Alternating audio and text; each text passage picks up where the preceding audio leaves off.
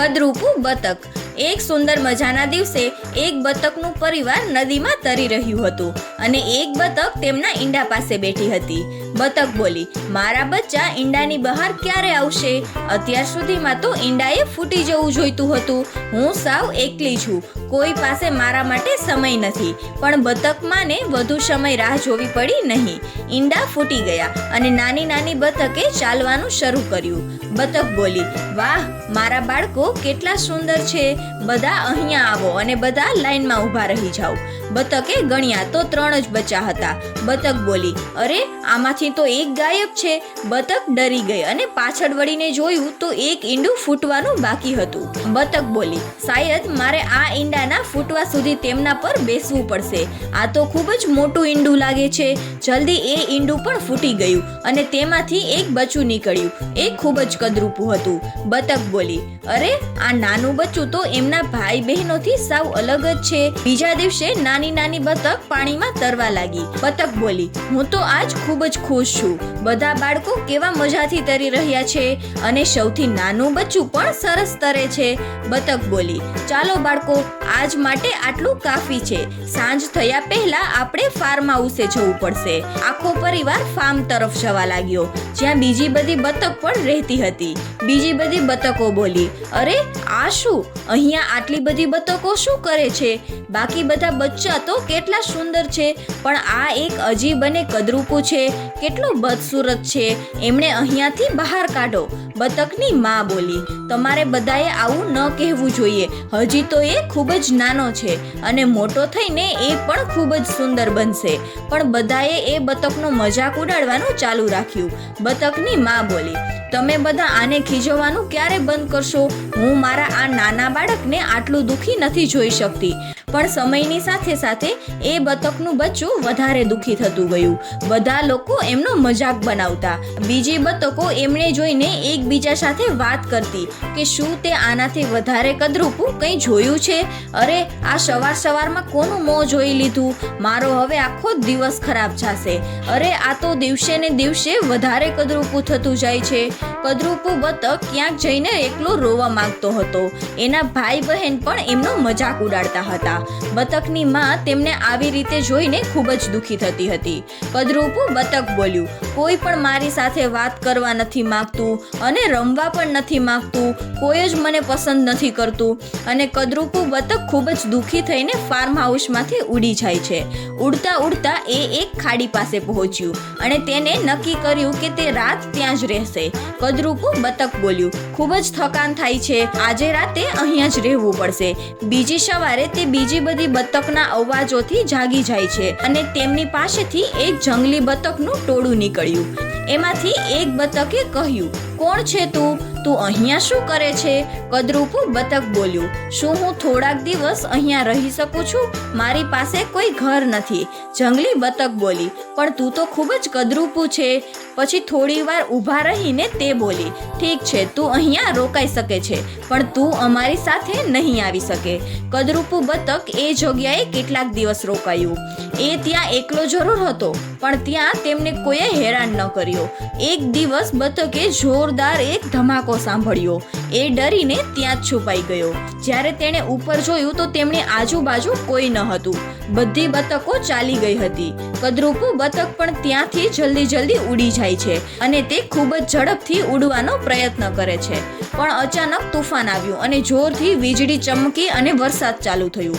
કદરૂપી બતક ડરી ગઈ અને તે બોલ્યું, ખૂબ જ ઠંડી લાગે છે। તેમણે સામે જોયું તો એક ઘર હતું। તેમણે વિચાર્યું, શાયદ એ ઘરમાં હું રહી શકું। એ ઘરમાં એક વૃદ્ધ દાદી તેની બિલાડી અને મરઘી સાથે રહેતા હતા। બતક ત્યાં ગયું। દાદી બોલ્યા, કોણ છે તું? અરે આ તો એક બતક છે, પણ આ તો ખૂબ જ કદરૂપું છે। આ અહીંયા કેમ આવ્યું હશે?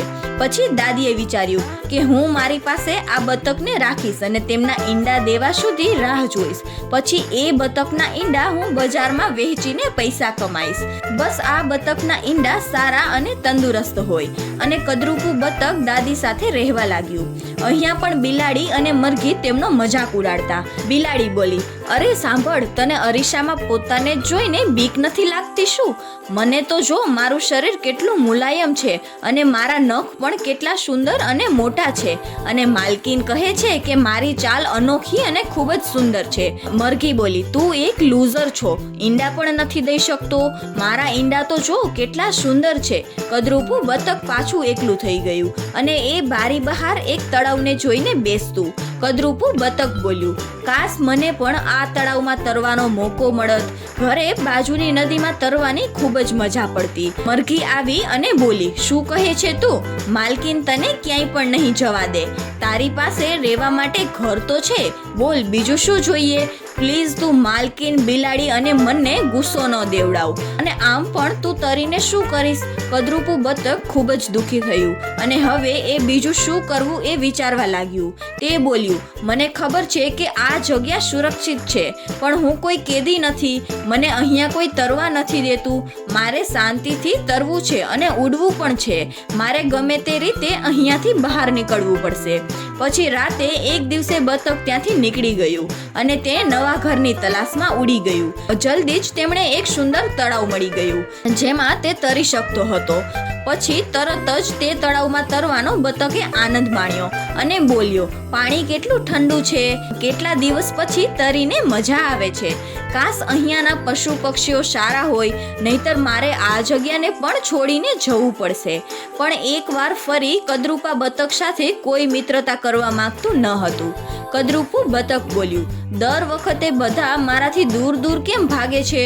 હું કદરૂપું છું, પણ એનો મતલબ એ તો નથી કે હું ખરાબ છું. કોઈ પણ મારી સાથે રમવા કે વાત કરવા નથી માંગતા. કદરૂપા બતકની જિંદગી આવી રીતે ચાલતી રહી. પછી મોસમ બદલ્યું, પાનખર આવ્યું. પાંદડાનો રંગ લાલથી નારંગી અને નારંગીથી પીળો થયો. પછી ઠંડી આવી. આખું જંગલ બરફની સાથે ચાદરની જેમ ઢકાઈ ગયું. કાળા વાદળોએ બતકને વધારે દુઃખી કરી દીધો. બતક તળાવના કિનારે ગયો અને જે એને જોયું એ ખૂબ જ સુંદર હતું. તે બોલ્યું, કેટલા સુંદર પક્ષી છે આ. મેં તેને પહેલા ક્યારેય નથી જોયા. એમની પાંખો કેટલી મોટી છે. એવું લાગે છે કે તે ઉડી નથી રહ્યા પણ હવામાં તરી રહ્યા છે. ઠંડી વધતી ગઈ. ઠંડુ પાણી હોવા છતાં પણ બતકે તરવાનું મૂક્યું નહીં અને તે ઝાડીઓમાં જઈને બેસી ગયો. જલ્દી વસંત આવ્યું અને ફૂલો ખીલ્યા અને સૂરજ આકાશમાં ચમક્યો. બતક આ બધું જોઈને ખૂબ જ ખુશ થાય છે. તે બોલ્યું, મોસમ તો ખૂબ જ સુહાનું થઈ ગયું છે. મારી પાંખો પણ હવે મજબૂત થઈ ગઈ છે, એટલે હવે મને ઉડવામાં પણ કોઈ તકલીફ નહીં થાય. અચાનક બતકે એ પક્ષીઓને ફરી જોયા જે તેમણે વસંતમાં દેખાયા હતા અને એ ભાગીને ઝાડીઓમાં છુપાઈ ગયો અને બોલ્યો, અરે તે પક્ષીઓ કેટલા સુંદર છે. મારે એમની સામે ન જવું જોઈએ, નહીતર એ મારો મજાક ઉડાડશે અને શાયદ એ પક્ષીઓ મને મારી પણ શકે છે. બધા લોકો હંમેશા મારો મજાક જ ઉડાડે છે. પેલા ફાર્મ હાઉસમાં બતકો, પછી મારા ભાઈ બહેન, પછી બિલાડી અને મરઘી એ ઘરમાં અને બીજા પણ ઘણા બધા લોકો. મારે જન્મ જ નહોતો લેવો જોઈતો. આટલું કહીને તે બતક રોવા લાગ્યો. બતક તળાવ પાસે એક ખૂણામાં ચાલી ગયું અને તે ખૂબ જ દુઃખી હતું. એ જોર જોરથી રોવા લાગ્યું. પછી અચાનક તેમને તળાવમાં પોતાની જ પડછાઈ જોઈ અને તે પોતાની આંખ પર વિશ્વાસ ન કરી શક્યો. તળાવના સાફ પાણીમાં એમને ચોખ્ખું દેખાતું હતું કે હવે તે એક કાળું, કદરૂપું અને ભદ્દું બતક નથી રહ્યું, પણ હવે તે એક ખૂબસૂરત હંસ બની ગયો હતો. હા, તે કદરૂપું બતક નહીં પણ એક હંસ હતો. બીજા બધા હંસે તેમનું સ્વાગત કર્યું અને ખૂબ સારો પ્રેમ આપ્યો. ખૂબસૂરત રૂપમાં હવે તે કદરૂપા બતકને એક પરિવાર અને મિત્ર મળ્યા ખૂબસૂરત હંસના રૂપમાં. એક પરિવાર બે છોકરા સાથે હંસને જોવા આવ્યા. છોકરાઓ બોલ્યા, જો ત્યાં એક હંસ છે. મમ્મી પપ્પા અહીંયા આવો, જોવો તો તે કેટલો ખૂબસૂરત હંસ છે. આ હંસ એક નવો, અનોખો અને બધાથી સુંદર છે. આટલા વખાણ સાંભળીને હંસ ખૂબ જ ખુશ થયો અને તેમણે થોડીક શરમ પણ આવતી હતી.